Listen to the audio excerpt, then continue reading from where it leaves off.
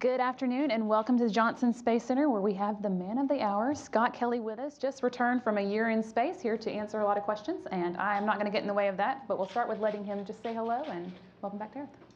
Well, thanks for being here, everyone, and coming to welcome me back to Houston. It's great to be back in this city and this state and our country. It's a real privilege to be part of this and part of something so great, and I appreciate your time being here today. Thank you.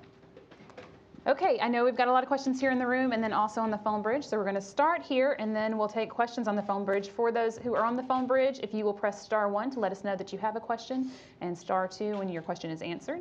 And if you're watching on the internet and want to participate via social media, you can also do that using the hashtag #AskNASA. All right, let's start here in the room. If you have a question, raise your hand, and then we'll start with Gina Sinceri. Gina Sinceri, ABC News. I mean, you've done this so long. Did anything really surprise you about the year in space, or was it what you expected? The flight itself, I think the only big surprise was how long a year is. It seemed like I'd lived there forever. It seemed longer than I thought it would be. But I did, having flown before, I did pace myself appropriately, so I felt pretty good about that. So as far as the flight is concerned, that was the only real surprise. Your Earth as Art just went viral. What about that really struck you when you would look down at Earth every day? Well, the Earth is a beautiful planet. It's everything, practically everything to us. It's very important to our survival, and the space station is a great vantage point to observe it and to share our planet in pictures. And you also notice how the atmosphere looks and how fragile it looks. Makes you more of an environmentalist after spending so much time looking down at our planet. Okay, we are going to limit to one question for now. We'll go over here. Hey there, Scott, and welcome home. I'm Don Maliki with Fox 26 News. Sometimes I spend a couple days at home when I'm sick and I go stir crazy. How do you stay 1 year without going absolutely bananas? And was there ever a point where you said, wow, I'm working as a human guinea pig? Maybe occasionally you do go bananas, but no, I think NASA does a good job selecting people that are able to deal with those kind of environments, and just focusing, trying to stay like hyper focused on what you need to do, what you need to pay attention to, because in an environment like that, it's critical to your survival. The Navy had a term, compartmentalize. Try to just focus at the task at hand. Take it one day at a time is very important. Try not to. I tried to have milestones that were close, like when is the next crew arriving, when is the next visiting vehicle arriving, the next EVA, the next robotics, the next big science activity, and I think that made a difference to me, keeping my sanity. All right, how about right here? Kevin Quinn from KTRK. Hi, Scott. Welcome back. Two questions. Number one, Mark said that you did notice physically some changes upon your return. Can you detail those? And number two, I remember before you left, you told me one thing you'd really like to see completed while you were gone was all the construction on I-45. Yeah. That's not done. What do you say now about that? Oh, I haven't seen it yet, but I was hoping, and you just let me know that it wasn't done. That's something really unfortunate. So, as some of you might know, I flew 159 days last time, and when I got back, I felt like I was feeling pretty good. There's always like a certain amount of soreness and fatigue and that kind of stuff. Initially, this time, coming out of the capsule, I felt better than I did last time. But at some point, those two lines have crossed, and my level of like muscle soreness and fatigue is a lot higher than it was last time. It almost makes me think of maybe there's a linear function to it. I also have an issue with my skin, that because it hadn't touched anything for so long, like any significant contact, is very, very sensitive to. It's almost like a burning feeling on wherever I like sit or lie or walk. I actually have, these aren't, I'm not wearing these shoes all the time. I just wore these for you guys. I got some Hoka 1-1, you know, those thick running shoes out there that are making my feet feel a little bit better. Okay. Hi, Scott, welcome back. Tom Costello with NBC. To follow up on that, so you seem to have no problem when you got out of the Soyuz. You know, you looked like you could have walked on your own if you had to. In terms of just standing and walking and moving, how is that going? And can you talk to us about, you know, coming back to Earth now, being on the ground? Any, you know, what was the term they used to call back in the 60s? A culture shock or re-entry shock, psychological, just being here on the ground again? You know, I think it helps having flown a long duration flight before, because I anticipated being kind of shocked by all the people there when you've seen so few people for so long, and then you get out of the capsule and there are all these people. But I think just having had the experience previously, I was ready for that. I've been very busy since I got back, so I don't think it's really hit me yet. And I think there'll be a point here pretty soon where I'll, you know, start maybe feeling that kind of, you know, culture shock, or, you know, whatever else you would want to call that, from, you know, having so little on the space station and, you know, so few like choices about what you're going to do every day, what's available to you, to basically having just about anything, if, you know, depending on your situation, obviously. Okay, Mark. Mark Rowe from Aviation. You mentioned the passage of time and the experience of it seeming like a long time.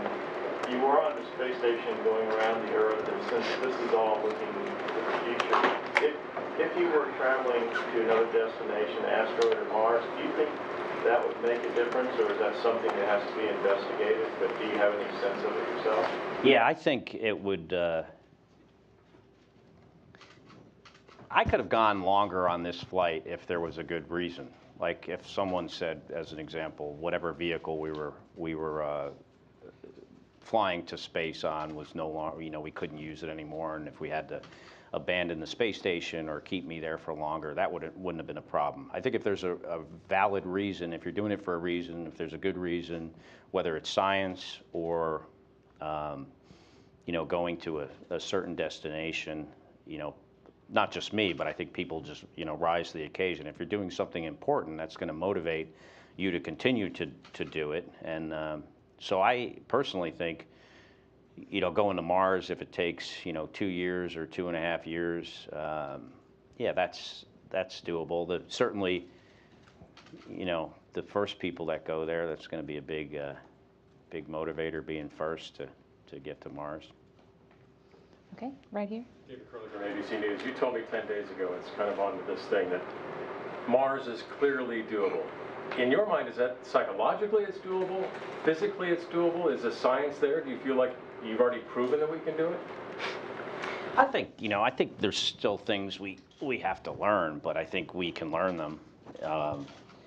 There are challenges we still have to meet, like, you know, the radiation issue. If you take 6 months to get there, that's a lot of radiation the crew is getting. If you get there quicker, then it's less radiation. So maybe the solution is, you know, it's a balance between, you know, how you protect the crew versus maybe you just try to, you know, you have a propulsion system that gets you there faster. You know, having a robust life support system is important, and being able to maintain it. And you know, there are the medical aspects, but I think we know enough, and I think we're close enough that if we made the choice, hey, we're going to do this, we're going to set a goal, we're going to set a time, yeah, I think we can do it. And was it filet mignon or pizza? What's that?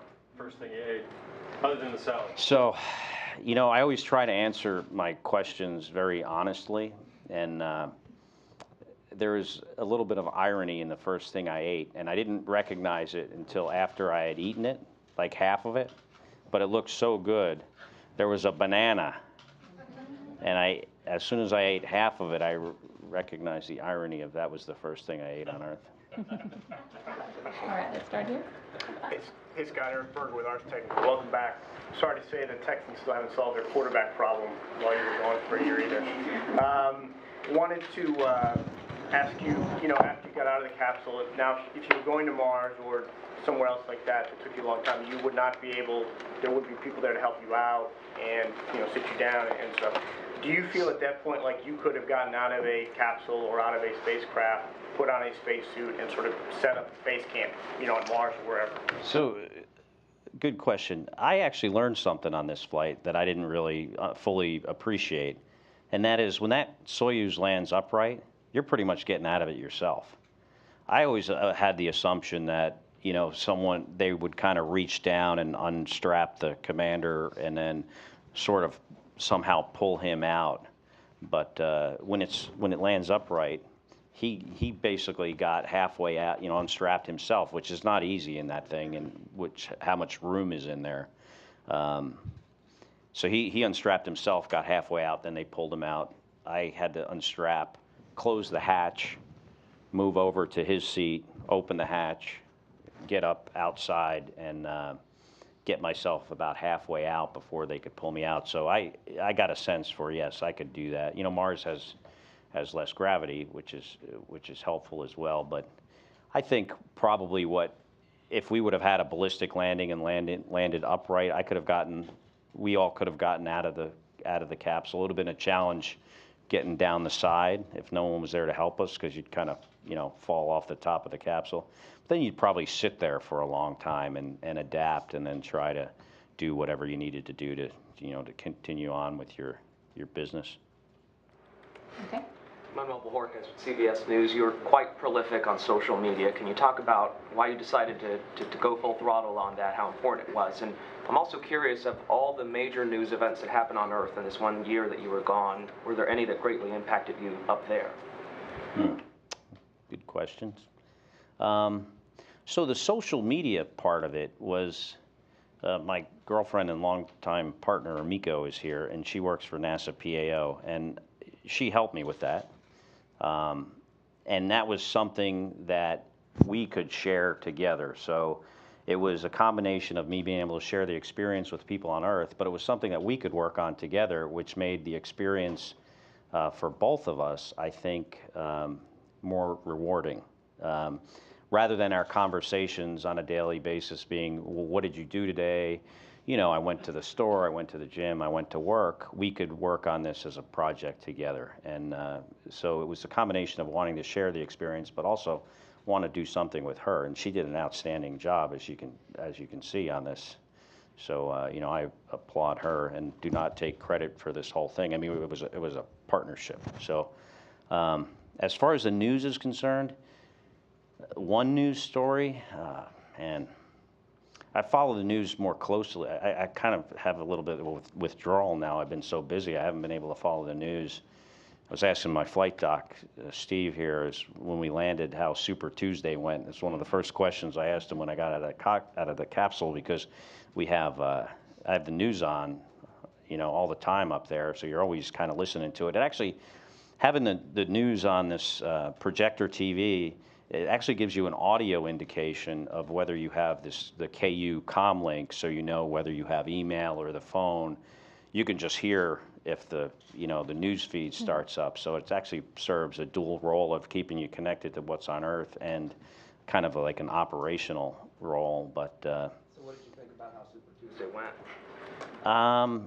I would say that as a government employee, I'm subject to the Hatch Act, so I can't say what I think. But I will say that of all the news stories throughout the year, that's one that has been going on for a long time and has been taking up a lot of the airwaves, and I paid attention to it very, very closely. All right, let's go right here. Robert Perlman with collectspace.com and space.com. Working off of that and the mention of the TV and creature comforts in space, you mentioned a week ago or so about the size of your crew quarters and perhaps them not being large enough. Can you elaborate on that a little bit? And also, if there was anything else about the space station that made your stay for a year easier or harder? Yeah. So I didn't say they weren't large enough. I think what I said is I spent a lot of time in that very small space. If you can consider the fact that you know, you sleep in there, and then if you're, you know, going in there at lunchtime to do work email or whatever, and then you spend a few hours in the evening. I probably spent like 6 months in that little box. But that doesn't mean it's too small. I think as far as size is concerned, it's appropriate. I think the point I was trying to make is that if you are going to Mars or some destination, you're going to be, especially when you're in a smaller vehicle than the space station is, and you're kind of living on top of one another, having that space that you spend so much time in is very, very important, and you need to make it as perfect as you can with regards to, you know, the environment, as far as the you know, the air, the temperature, having interfaces with the systems, having communication, having some entertainment, and noise abatement will be very important, because, you know, you're going to be sleeping and, you know, living and exercising and eating and doing everything right on top of one another. So, and it's something that's easy to do too. I don't think it's a technical challenge to make that crew quarters, which is not bad. I'm not really complaining. I'm just saying we should make it better, or as best as we possibly can. Okay, right through here. Hi, John Ferguson, Galveston Daily News. I'm wondering, was there ever a particular moment where you felt homesick? I know you talked about being psychologically prepared, but... You know, there are certainly family issues that happen, crises, like my last flight. As you all know, my sister-in-law Gabby was shot, and I wouldn't characterize it as feeling homesick, but certainly, you know, you feel like you want to be there, but you know, it's not like I felt physically affected, or, you know, it didn't affect my ability to do my job. But you certainly long for things at home, but I wouldn't characterize it as like having the blues or something like that. Yeah. Just a reminder, if you're following along at home, to use the hashtag AskNASA on social media to get a question to us, and we'll take a couple of those in just a couple minutes. But let's start over here now. Alexandra Becker with Texas Medical Center News. Welcome home. In regards to the twin study, is there an area of that research that you're most interested in, or that you're most excited about learning? Yeah, absolutely. I think, you know, the genetic-based part of it, there are a bunch of different experiments, but some of them has to do with, you know, my brother and my DNA being almost identical, and what are the effects of spaceflight on that. And that's an area that this is our first time getting involved in those kind of studies in space for NASA, but also I think just in general, you know, this kind of genetic-based research is something that's new for us. So that's, I mean, to me, very exciting, because it's new. It's also obviously personal. There's information that we'll be able to find out about ourselves and our families and my kids that, you know, there's some questions about how that's dealt with from a privacy issue, but it's something that we'll talk about in the future, but all that's very interesting. Right here. Kevin Reese with KHOU here in Houston. You talked a little bit about some of the physical changes that you felt, but in the brief time that you've had with your brother, have you guys, I don't know how connected you are as twins, have you noticed anything while we're waiting for the science that is different about you? He's got a better tan. We did notice. That's I think understandable. I don't think he goes to the tanning bed, though. I think it's because he plays too much golf. He has too much time on his hands. But beyond that, I mean, it's too early to tell. You guys looking at each other, you don't know, you haven't had time to discuss? Yeah, nothing that comes to mind right now. Okay, we're the same height, by the way. You're back to the same height? Yeah. Did you in fact gain the 2 inches, or? I don't know where that came from. I did measure myself, and it was 1.5 inches, so maybe somebody just decided to round up and write it as a fact. So, but gravity pushes you back down to size. Let's take a couple questions from social media. We have our social media specialist here in the room to voice them. Awesome. So this question comes to us on Twitter from Andrew Zajac, and he's wondering, was it more difficult mentally or physically adjusting to your year in space? Adjusting to space is easier than adjusting to Earth for me. You know, you do feel a little, you don't feel, I don't think I ever felt completely normal up there. There's always some little subtlety of how you're feeling even after you've been up there for 340 days. But yeah, I think coming back to gravity is harder than leaving gravity. So I don't know, maybe the aliens got it a lot easier than we do.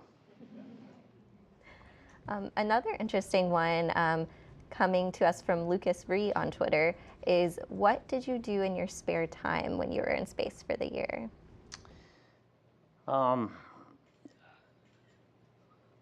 Talk on the phone, do email, take pictures, read, watch TV shows and movies.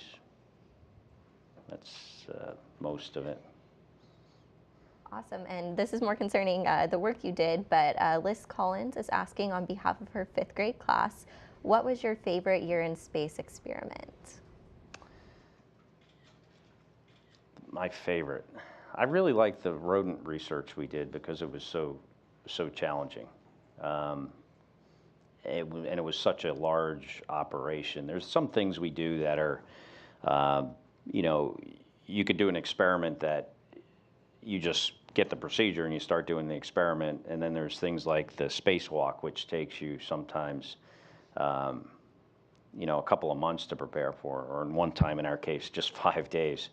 But then the rodents were kind of in that kind of realm of things that, you know, take a lot of preparation, a lot of setup, very meticulous, and, you know, because it does involve animals, it's got to be done a certain way, in a very humane way. And then the science we were doing was very interesting as well, and associated with them. So I think if I had to say one experiment, it would be that. All right, just a reminder for the people on the phone bridge to press *1 if you have a question. We'll go over there in just a minute, but I think we've got another one in here in the room. Go ahead. Yes, Jake Reiner with KPRC Channel 2. Can you explain why it's more difficult to come back to gravity than it is going the other way? Yeah, I don't know why that feels that way for me. I don't know if Steve has you got any ideas, Steve? You've had a lot of experience of going into space, and not quite so much returning after a year. So your body just gets very used to gravity, and when you haven't had it, it takes a little bit to get used to it. Yeah. It's some people have a big issue going to space. I mean, maybe it's just person dependent. I don't know, but some people get really sick. I'm just not one of those, and. But coming back, I definitely feel like this is harder than doing that.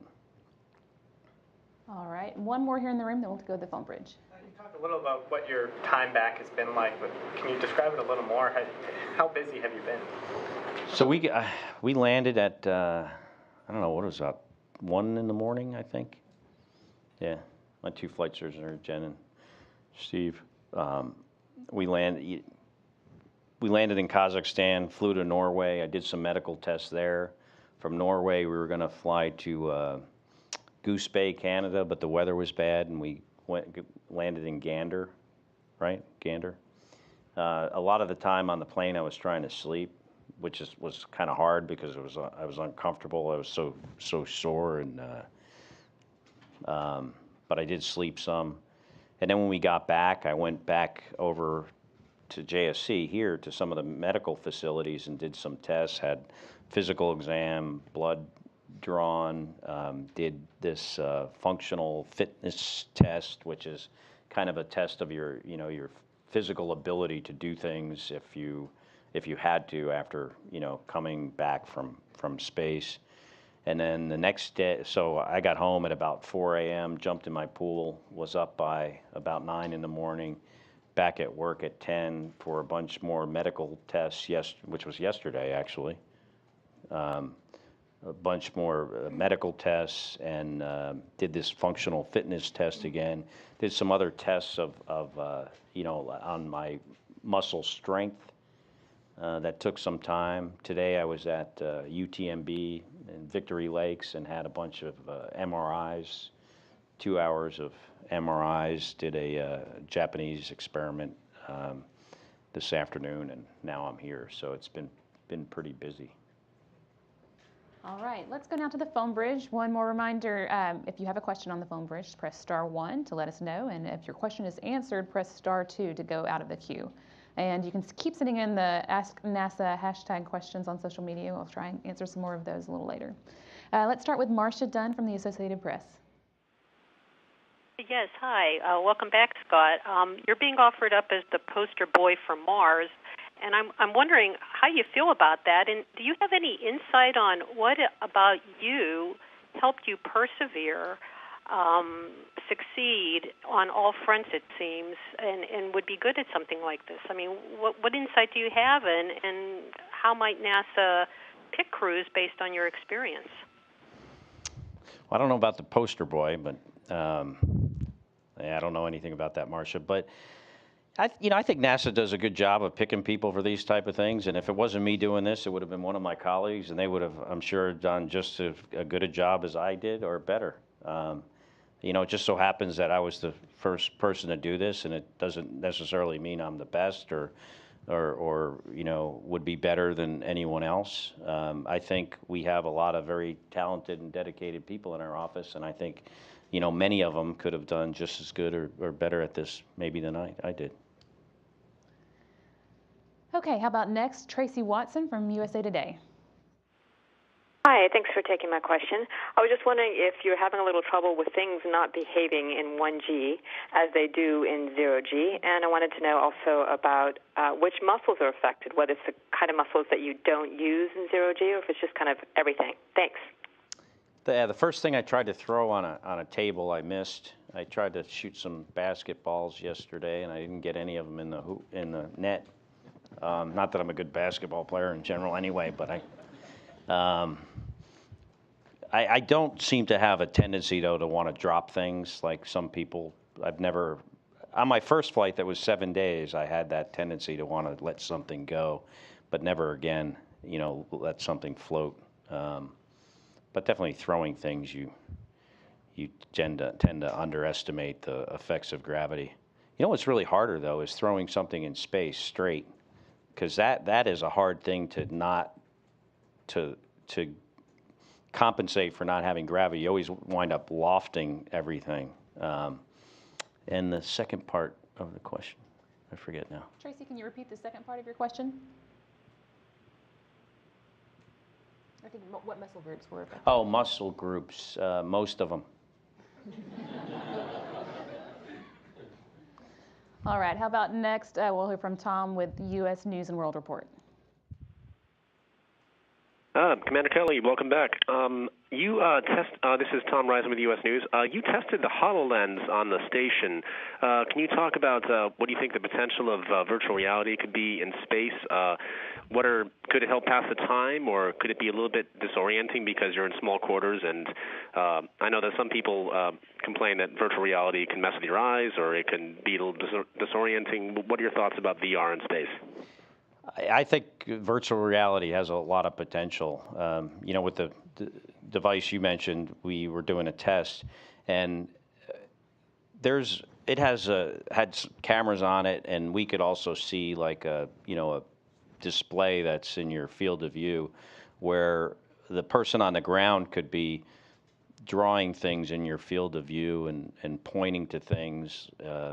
And I could be doing the same thing, like, if you're trying to do a maintenance procedure, I could say, hey, is this the bolt or connector you're talking about? And the person can just write an arrow in your field of view. And it worked great. I was really surprised that we messed around with it for like 2 hours, and immediately I sensed this is a capability we could use right now. You could put a procedure in your field of view, maybe off to the side, and then be working on something and just glance right up at it, or even looking through it. You can change the opacity of the procedure so it's right in your field of view. It's pretty impressive. So I think it's got great, but not only this device, but just the technology in general has got great potential for applications, not only in space, but of course on Earth as well. As far as it messing with you vestibularly, it actually has a game on it where it has like alien spaceships coming inside the space station, and there's these like aliens attacking you. You gotta shoot them with your finger, and we were playing around with that a little bit too, and that didn't seem to make anyone sick. It was kind of fun. Okay, next up, Irene Klotz from Reuters.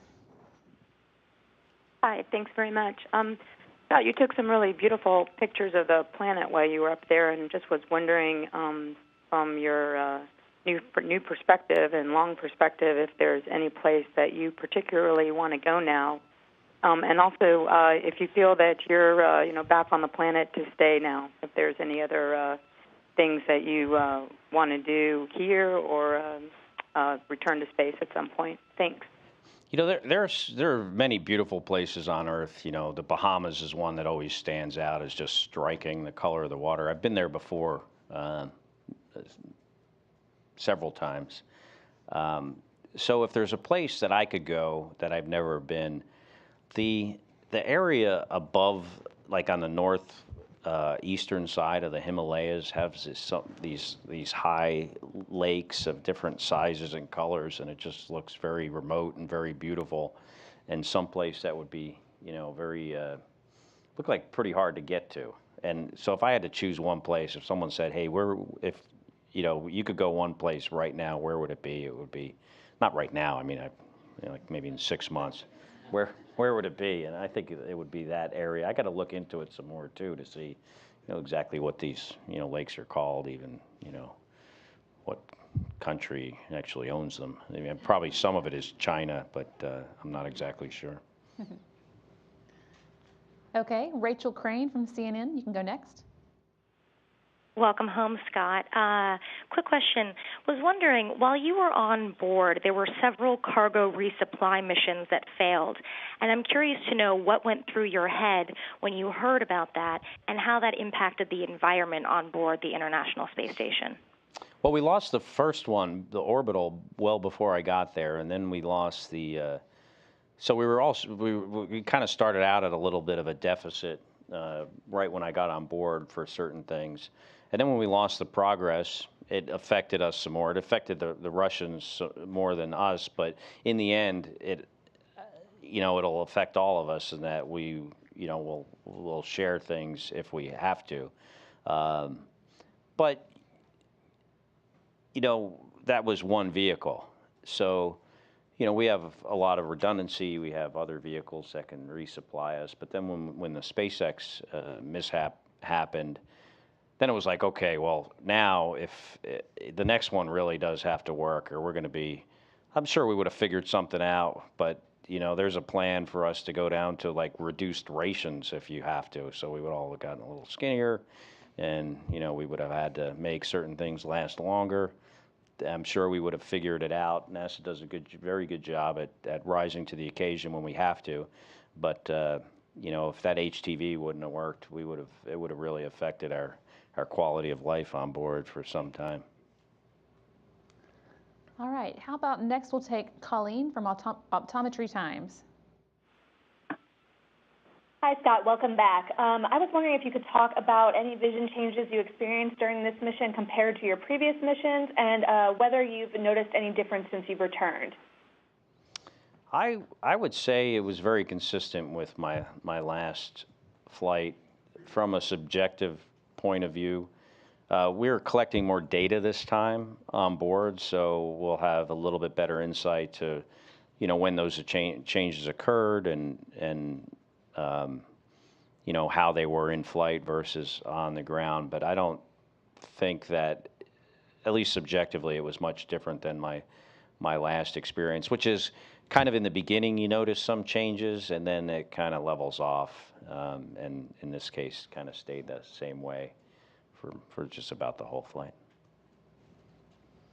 Okay, again, if you are on the phone bridge and have a question, please press *1. Next we'll take Brian from VOX. Hey, Scott, thanks for taking my question. I'm curious, why were you so eager to jump in the pool, and did it live up to your expectations? And then, more seriously, I'm wondering what you think is the most unexpected difference you encountered between the 6 months versus the year. Yeah, the reason I was eager to jump in the pool is because even though I took a shower in Canada, I hadn't had running water in 340 days, and it's something you really miss. Actually, my cosmonaut colleague, Misha Kornienko, that's one of the things he always cited as what he wanted to do too, is go swimming, get water around you. It's just we make do with not having a shower on board, and it's not like you feel dirty, but you definitely feel like you would like to jump in a pool. So I did. Nice that it was in Texas. Yeah. What was the other question? Can you repeat the second part of your question? Yeah. What was the most unexpected difference you encountered between your 6-month trip and then the year, either while you were up there or upon returning, something that you weren't anticipating that the extra 6 months made that difference? When 6 months, when you get there, you can kind of see the end. You think, okay, I launched in October, I'm coming back in March. I can envision getting there. But when you launch in March and you're thinking about coming back the next March, it is not something that you can really comprehend. I remember, because I think the perfect duration for a space flight is somewhere on the order of, 2.5 to 3 months. And when you get to 2.5 to 3 months, you think, I've really been here for a long time, and know that you have, 9 months to go. That's kind of hard to kind of get your head around. As far as coming back, I'm kind of surprised how I do feel different physically than the last time with regards to like muscle soreness and joint pain and the skin issue. So that was something that was kind of unexpected for me. I figured it'll probably be a little bit different, but it's more than just a little bit different. Okay, next up, Ann Ball from VOA News. Welcome back, Scott. I'm wondering what it is that you are going to miss about being in space. Is there anything you're really going to miss about being up there? Absolutely. Many things. I think the most important or the most significant one is the thing I like about it the most, and that is something that doing this job is something that's very, very challenging, very difficult. And then, working hard at it and then just being, fulfilled by your success.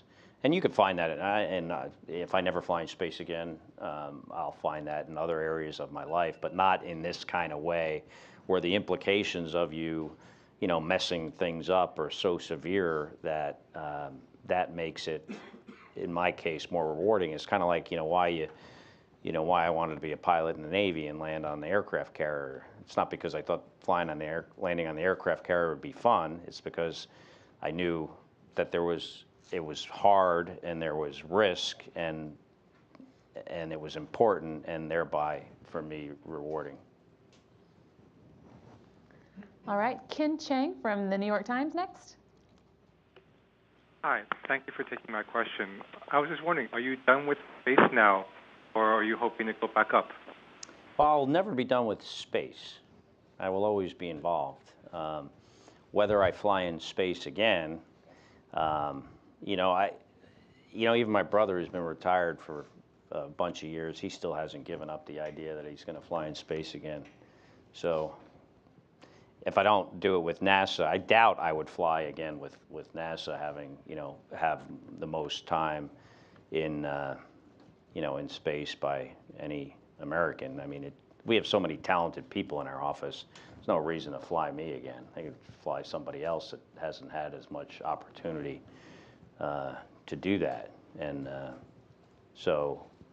but I don't think I would ever say I'm absolutely 100% done, because I think there's a lot of exciting possibilities out there, and maybe in the commercial aspect certainly, and they might need a guy like me someday or someone else, or I don't know. Maybe in the next 20 years you'll be able to just buy a cheap ticket, go for a little visit. All right, how about Irene from EFE News? Hi, thank you for taking my question. I was wondering that, of course, NASA and the scientific world have learned a lot about the experience, but what personally have you learned, Scott, about it? NASA's learned a lot from the mission, but what have you learned personally? What have I learned personally about spending a year in space? I was amazed, and I was thinking about this when I was backing away in the Soyuz, is just, what an incredible achievement that this space station is and this program is. How hard it is to build something like that and operate it for the last 15 years, and how we benefit from it by doing these very, very difficult things, technically and operationally challenging things. And it's, that's the main thing.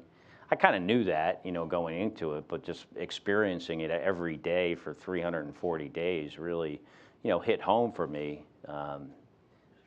Just how, if we put our mind to it, we can achieve things that, would seem impossible. Like if you would have said to somebody, 30 years from now, hey, here's a picture of the space station, and we're going to build and keep it manned for 15 years and do all this science and other operations on, people would have been like, are you crazy? That's not, it's 1 million pounds, the size of a football field, the internal volume of, some say, a 6-bedroom house with, there's life support systems that turn our urine into water, the water into oxygen. We drink the water. It's practically a closed loop system using only the power from the sun. It's just an incredible achievement that I think everyone involved in it, including the people that pay for it, the taxpayers, should be very proud. Okay, how about Michelle Fitzsimmons from Tech Radar? Hi, Commander Kelly. Welcome back. I was wondering if there is an easy path or ability we have on Earth that we kind of take for granted, if we were to be up in zero G, that becomes way more difficult. And then also on the kind of commercial space flight front, do you think kind of normal people should be able to go up into space, and whether they have the fortitude and ability to experience what it's like up there? Thank you. What was the first part? Can you repeat the first part of your question? We couldn't quite make that out. Sure. Just if there's an easy task here on Earth or an ability we have that becomes more difficult, we would be surprised how difficult it is up in space. An easy task here on Earth that's more difficult in space. Oh, just about everything is easier here, except there are a couple of things that are easier in space. One is moving large objects around because they don't have any weight. The other thing, it would be like getting behind your TV to connect the VCR up. I mean, because you can just float in any orientation. Everything else is more difficult in space because you can't put anything down. You have to either Velcro, stick it in your pocket, or hold it in your hand, or let it float away, in which case it's probably going to float away and you're never going to see it again. So, yeah, just about everything else is more difficult. And the second part? Do you think normal people should be able to go to space? I think everyone should be able to go to space. I mean, it's going to depend on the person and what kind of, experience they would want. So it'd be great, I think, to have a variety of ways to get to space or near space, maybe, for the view. You can get a pretty spectacular view with not going all the way to the edge of space, or above the limit. But it'd be great if there were a bunch of different experiences that people could afford and that were safe. And I'm sure we're going to see that, sometime, hopefully, in the not too distant future. Okay, I think Tracy Watson has a follow-up question, and we'll come back into the room for follow-ups. Yeah, thank you. Can you tell me about the workflow and how you managed that, whether you had to sometimes push back against the ground on how much they wanted you to do, and how you adjusted it to a year in space versus 6 months in space? Thanks. Yeah, that's a very good question. In my case, I've always had a great working relationship with the ground, and been very open with them, and you know, it's a team effort. So, you know, there are priorities, and there are, you know, higher priorities, and you try to get the higher stuff done, and you try, you know, with the help of our flight surgeons, manage our fatigue level, and we're all kind of a big team doing that. And in my experience, it's always worked. It's always worked great. Maybe something happened to my brain. I can't ever remember the second question. I'm sorry, Tracy, can you repeat it? Okay, we'll come back in to the room here if we get a chance. We'll see if Tracy has another one. Let's start with Eric Berger. Hey again, Scott. Having spent a year in space, thinking about going to Mars, there's some debate about whether, you know, artificial gravity is worth the trouble. And having spent now almost a year in microgravity, how do you feel? I mean, you probably have the best, you know, platform to address that question. So artificial gravity solves problems with making your work easier, where you don't have to deal with all the stuff that floats. I think it probably helps in certain systems and how they function. Certainly it'll help in your physiology. If it's though, I think it depends on how you do it. If it's like you know, 2001, where you have this big rotating wheel, that's much different than if you had, I think, a vehicle that, you know, had varying levels of gravity. I don't know that if you had, you know, Earth's gravity on one side and Earth's gravity on the other, and then you lived in between all the time, how your body would deal with that. So I think it's a balance between, you know, having all this maybe wasted space you couldn't use, and versus what the benefits would be. Or if you could, you know, make the science fiction kind of vehicle, then maybe that's the way to go. I don't know how, you know, technically feasible that is right now. But I tell you what, you know, I am a big believer if we can dream something, and if we can put our minds to it, we can do it. So I think I would never rule that kind of thing out. Okay, let's come over here to Mark. Thanks, Mark Carruth, Aviation Week. I have a related question. NASA's looking at an in-space habitat. Do you think you might have some good suggestions for them to consider on the way it's structured inside, or functions that would be helpful with the concept of a living space for a trip to Mars? Actually, I do. I've actually thought, when I saw that on the news, actually, that there was a contract given, I don't even know to what company or what the details were, but there was some money dedicated to that. I think I'd be great to help with that kind of project, and I would love to be involved in something like that. Do you have anything specific in terms of the sort of comfort and functionality that you think would be important? Absolutely. You know, I've talked about the crew quarters, certainly like noise abatement on our exercise equipment, noise abatement on our other facilities, like the bathroom, when you're going to be living in one tiny area, and how you make that work. You know, I think we should look at other things. You know, our exercise equipment is very good, but it's also very heavy and takes up a lot of room. You know, maybe there's other ways we can get the same effect without the same kind of equipment, like, you know, in a medical way. Like we were talking, you know, one of the issues we have with coming back and why you feel the way you do, I think some people feel the way that they do is because they've lost a lot of their blood volume. I mean, you could look at, you know, giving that back to the person when they land, potentially, or something else. You know, I got an IV when I was coming back. That helped a little bit, but just kind of more thinking outside of the box in that kind of way, I think is something that we should start considering more. Okay, how about Tom? If you don't mind, I've got two. But the first one is, I was fascinated in your documentary that ran on PBS, which I thought was excellent, about the smell of space, which I'd never heard of before. So having lived with that and the smell of the ISS for the last year, when they opened up the hatch in Kazakhstan and you were able to breathe that air, What was that like? Can you describe it? So I actually said to, well, first the air was refreshing because it was cool and it was different than the air I had experienced for the last 340 days. So in that way, it was refreshing. But as soon as I got in the chair, I don't know if I said to Steve or someone else that was there, I said, well, what is, it smells like a fragrance, like something, like a plant was blooming in that area. And, you know, I'd only been to the landing site twice before with the Soyuz. The first time I was in it, and I guess I didn't notice this. Steve's been there a lot more times than I have, and he said that's the smell of the burning Soyuz. So it's the charred smell of the Soyuz. It has kind of a sweet. How would you describe? You know, it's kind of a sweet smell to it. Did it feel like your senses are suddenly alive when you were able to breathe that air? Oh, it's great. Yeah, absolutely. And my second question, pardon me, but you know you'll now go down, and you have gone down, holding 2 NASA records.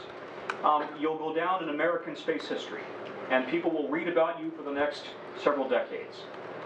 What does it feel like to be the guy who has set these records, to be one of America's space heroes?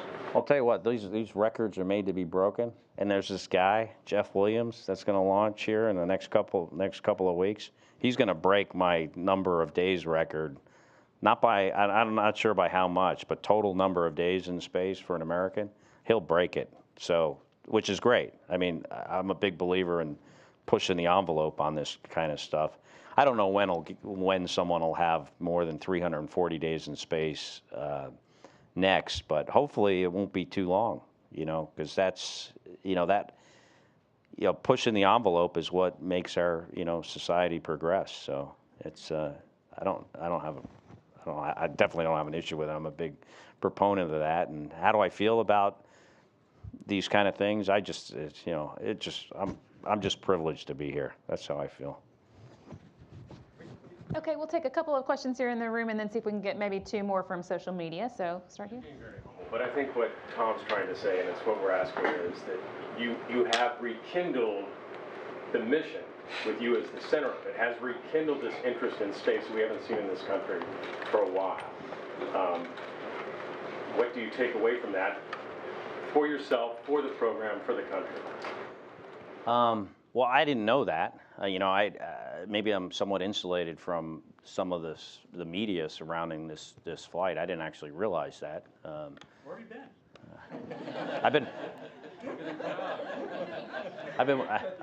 I've been watching the presidential primaries for the last 9 months. So what do I guess it's great. I think space is important. I think it's our future. It helps our economy grow. It improves technology. I think there are things we're going to discover about our experience in space, in the space station, that we don't even know now. It's kind of like, when the guys were walking on the moon, were trying to develop, more advanced computers and technologies that, they never imagined that, how important that stuff would be to us, not too long in the future. So, I think it's great that there's a renewed interest. Okay, right over here. Rob Perlow with Collect Space again. To the extent that you talked to him about it over the year or even after you landed, how comparable was Misha's experience to your own, and psychologically, and was there any difference between your 340 days? I can't really comment on his personal experience psychologically. What I can say is he's a great guy, and it was a privilege flying with him, and he'll be a lifelong friend of mine. And he did great. I mean, but other than that, I think it wouldn't be my place to comment on how he did like personally and what his personal feelings are. I'll let him answer those questions. Well, for your own experience, was it helpful? Was it necessary to have someone else going through the same year in space with you, or was it sufficient to have people coming in and out? I think it was nice. I don't think it was required. I think for some people it might be more important. to have someone doing the same thing as them. I don't think I necessarily needed that, but it was, I enjoyed it, and I liked having him as my partner in this mission. Okay, let's get a couple from Ask NASA. So one of the first you experienced was an EVA. So Rome Strock on Twitter is wondering, can you speak to your experience on that EVA? Yeah, that's something. Those spacewalks, very technically challenging. Can be physically challenging depending on what you're doing and the time you're outside. Ours varied from over 7 hours that Kjell Lindgren and I did, and the first two I did, to just over 5 hours. So they were much different. But I guess one main feeling I had after doing those first two is that I got this sense that you have all these people involved in this, and they all do great work, and and they're very, very important to the process and what we're doing. But in the end, there's only one person you can rely on out there, and that's your EVA buddy. Everything else is just advice, but that's the person. You're very, very reliant on one another for your lives, literally. Doesn't take away from everyone that helps us, but all they can give you is advice. So that's kind of the main takeaway I had from those experiences. The view is great too. It's pretty amazing. Awesome. So I think we're going to take one more, and this is related to the people you spent your time with up there. So Lady Lloyd on Twitter is wondering, how much does the changing personnel on station affect your psyche? Do you welcome the change, or is it hard to see the people leave before you do? Change is good. It's something you welcome. And it's hard to see them leave when they do leave. And in the case, in my case, especially with having had two groups of guys that weren't either experienced space station guys. Well, I had 3 guys that had never flown in space that were going to be long duration crew members. It was somewhat sad to for Kjell and Kimia, for me to get them all, to watch them develop and then get them to where they're functioning at a very high level, and then they leave, and then I got to kind of start all over a little bit. But that's the case with anyone. It's not particular to them, but it was fascinating seeing them go from brand new guys to seasoned veterans over the course of several months, and then I was sorry to see them leave. Okay, we are just about out of time, but I think we can get one more. From the vantage point of space, what did you see, I guess, the impact on the Earth? I know you took a lot of photographs. What was that impact you saw, and maybe how we're contributing to the change on the Earth? What did you see?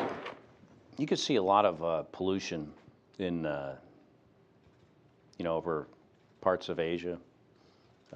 That's almost continuous, constantly there, that you can't really see the ground very well. And those fires in California over the summer, I mean, that smoke was pretty extensive, covering large parts of the U.S. You could tell it was the same amount of smoke. Noticing weather systems in areas where you're not normally used to seeing them or expect them to be. But the predominant thing is you just notice how thin the atmosphere is, how fragile it looks. So that, combined with, this large swaths of pollution is somewhat alarming. I guess what would be your message at home watching? You got to take care of the environment. I mean, people say, they often say, I'm trying to think of the term, about saving the planet. We need to save the planet. The planet will be just fine. It's us that's going to have a problem. The planet will get better. We might not be here because we're going to, destroy the environment, but I think the planet will eventually recover, probably be without people. So, it's very, for us to take care of the air we breathe and the water we drink is critical. And I do believe we have an impact on that, and we do have the ability to change it if we make the decision to. Okay, I think that's all we have time for. I know Scott has to probably get back to a lot of medical tests. Something else, yeah. So Thank we're gonna wrap up there.